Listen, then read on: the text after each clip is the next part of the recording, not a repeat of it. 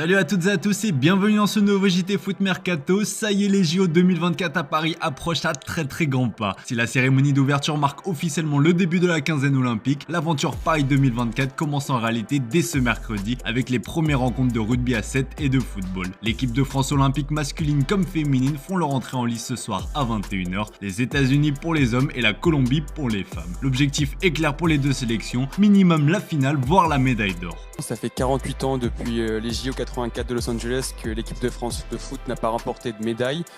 C'est quoi l'objectif? C'est l'or? C'est une médaille? C'est le contenu? C'est quoi pour vous? Non, pour nous, l'objectif, il est clair, c'est la médaille d'or. C'est clair. Merci. Je pense qu'on n'a pas la même atmosphère qu'à Paris, où vraiment, je pense que dans toute la ville, tu sens les JO. Nous, ça va être vraiment autour du stade et bien sûr à notre camp de base et sur notre site d'entraînement, on le sent parce qu'il y a les anneaux olympiques un peu partout et il y a des références aux JO, mais c'est sûr que c'est un peu différent. Le foot, on est un petit peu à part par rapport à ça, mais voilà, on sait que c'est comme ça et ça va pas nous empêcher de tout donner sur le terrain et puis de vivre ces JO de la meilleure des manières.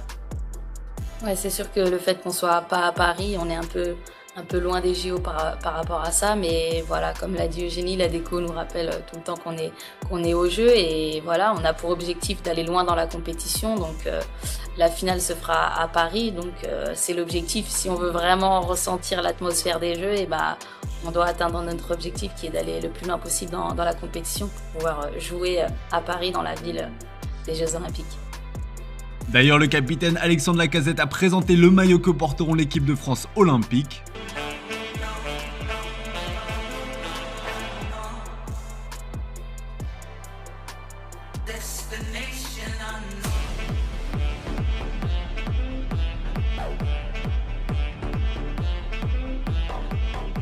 Alors, banger ou pas selon vous? Allez, place au mercato désormais avec l'Olympique de Marseille. Très actif dans le sens des arrivées, le club olympien doit désormais dégraisser son effectif. Pape Gueye, Iliman Ndiaye et Pierre-Emerick Aubameyang ont déjà plié bagage. Le prochain à suivre devrait être Jonathan Klaus dans le viseur de l'OGC Nice, puis Ismail Assar. D'après nos indiscrétions, Crystal Palace est le club le plus intéressé et a formulé une première offre autour des 15 millions d'euros. Les négociations se poursuivent entre les deux clubs. Selon nos infos, les deux parties avancent dans les discussions pour boucler les derniers détails et déboucher sur un accord contractuel total jusqu'en juin 2029. Le Sénégalais a déjà donné son feu vert au club anglais et se tient prêt à rejoindre le club basé à Londres. Au PSG, plusieurs dossiers chauds sont sur la table. João Neves, Victor Osimhen, Désiré Doué. Concernant le Portugais, son arrivée est imminente. Selon Abola, le crack de Benfica signera un contrat d'une durée comprise entre 5 et 6 ans et touchera un salaire d'environ 5 millions d'euros annuels. Une information que nous sommes en mesure de vous confirmer, le deal de João Neves est à un stade très avancé et va aller au bout. Reste encore à se mettre totalement d'accord avec Benfica.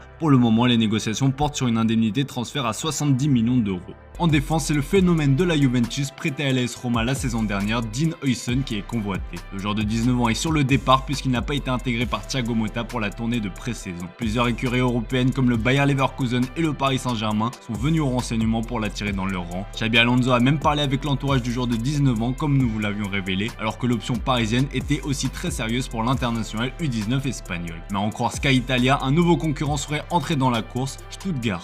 Le vice-champion de Bundesliga aurait le joueur dans son viseur. Une offre d'un peu plus de 15 millions d'euros a aussi été formulée par la formation germanique. Ce n'est pas tout puisqu'en Angleterre, Bournemouth a aussi fait une proposition dans ces eaux-là. Bref, Huijsen va avoir l'embarras du choix. Le média italien précise que le joueur temporise tout de même un peu dans l'attente de propositions de clubs un peu plus huppés. À l'AS Monaco, la priorité est l'arrivée d'un renfort dans le secteur offensif après le départ de Ben Yedder et potentiellement celui d'Embolo vers le Bayern Munich. Dans cette optique, le club du Rocher a jeté son dévolu sur le jeune attaquant franco-nigérian, Georges Ilenikena. Selon nos infos, l'affaire est très proche d'être bouclée. Un accord avec le club du Royal Antwerp est en très bonne voie. Les tests médicaux devront être programmés dans les prochains jours. D'après les premiers chiffres communiqués, le prix de la transaction pour le crack de 17 ans devrait avoisiner un peu moins de 20 millions d'euros. En quête d'un défenseur central, le Stade Rennais a ciblé le Norvégien du Napoli, Léo Østigard. Apparu à 25 reprises la saison dernière en Serie A avec le club parthénopéi, le Scandinave a déjà fait savoir qu'il était d'accord pour aller la Bretagne. Et selon nos infos, un accord a été trouvé entre toutes les parties pour acheter les 2 dernières années de contrat du joueur, les Rouges et Noirs vont débourser environ 8 millions d'euros. À Bordeaux, le cauchemar se poursuit. Le club au scapulaire a accepté sa rétrogradation en National 1 mais n'est pas à l'abri de démarrer sa saison à l'échelon inférieur. Gérard Lopez se bat pour cela et devra toutefois convaincre la justice qu'il peut encore tenir la barre. Dans le cas contraire, l'équipe indique que le tribunal de commerce aura le loisir de choisir un futur repreneur. Un projet de reprise mené par plusieurs investisseurs locaux serait d'ailleurs dans les cartons selon le journal. Sauf que Gérard Lopez ne compte pas passer la main. En clair, il ne serait ouvert qu'à une entrée dans le capital pour des investisseurs locaux. Affaire à suivre.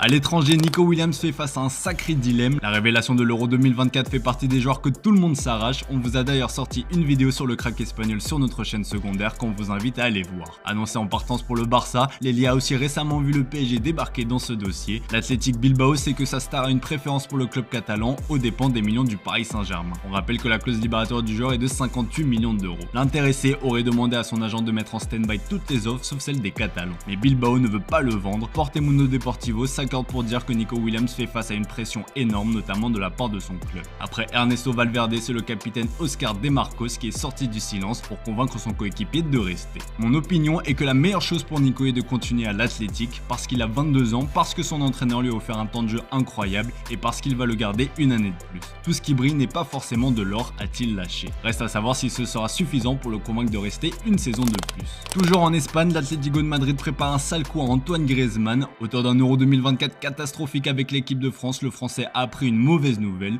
Alors que de possibles négociations pour une prolongation de contrat devaient avoir lieu cet été, revirement de situation totale. Ce contrat jusqu'en juin 2026, Grisou ne devrait pas recevoir une récompense cet été, comme cela semblait être prévu d'après les infos de AS. Le quotidien espagnol précise qu'avec la situation de l'équipe actuelle et la tendance du marché, le contrat en cours de Griezmann est parfait comme tel. Son salaire de 7 millions d'euros net annuel rentre dans les cordes de la masse salariale souhaitée et la durée de son contrat arrange pour le moment la direction madrilène. L'objectif des colchoneros a toujours été de réduire la masse salariale, la politique n'est en aucun cas d'augmenter le salaire, même de la plus grande star et du meilleur joueur de l'histoire du club. Toujours en Espagne, le mercato est à peine en train de s'emballer qu'à Madrid il est déjà terminé. Avec déjà 3 renforts enregistrés dans son effectif cet été, le Real Madrid a doublé tous ses postes. Mbappé, Hendrick et Jesus Vallejo sont venus renforcer un effectif qui compte désormais 22 joueurs, soit un de moins que l'an passé. Et Carlo Ancelotti est satisfait. D'après AS, sauf exception, le mercato du Real Madrid est clôturé avant même le début du mois d'août.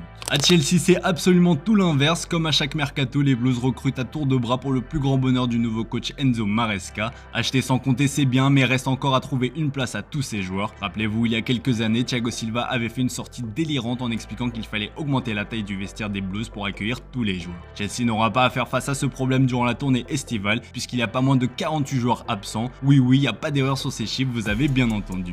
3 d'entre eux sont absents car ils participent aux Jeux Olympiques à Paris. C'est le cas des 2 nouvelles recrues Kelly Mané-Willet et le jeune Gaga Slonina. 5 autres sont encore en vacances car ils ont participé à l'Euro et à la Copa América et les 40 autres font tout simplement partie d'un loft XXL. Très clairement, pour les clubs qui veulent chercher de bonnes opportunités à moindre coût, c'est du côté de Chelsea qu'il faut se pencher. Allez, on passe aux officiels du jour et on commence par une terrible nouvelle pour Ansu Fati. Revenu de son prêt à Brighton, le jeune attaquant espérait enfin pouvoir s'imposer au sein du Barça version Hansi Flick. Malheureusement pour lui, il vient à nouveau de se blesser. Et cette fois, c'est le pied qui est touché. Le joueur ne devrait donc pas participer à la tournée aux États-Unis. Gros coup dur pour l'ancien crack de la Masia qui avait beaucoup à prouver pour se faire une place cette saison. Passé par le Real Madrid et Naples, José Callejon évolue depuis 2022 avec Grenade, dernier de Liga la saison passée et relégué en 2e division. En fin de contrat avec la formation andalouse, le joueur de 37 ans s'est engagé en faveur du FC Marbella jusqu'en juin 2025.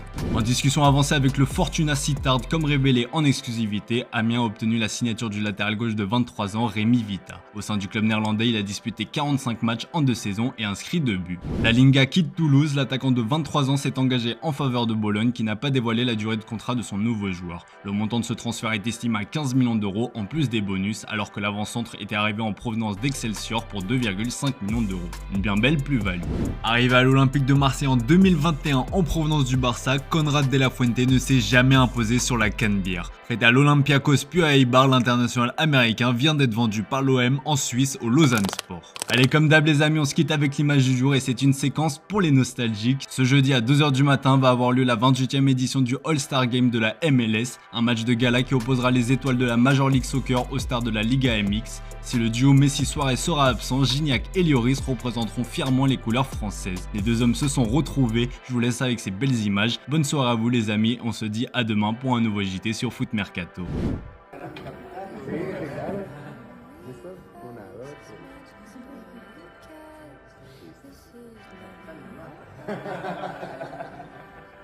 Fue mi capitán casi 8 años. ¿Sí?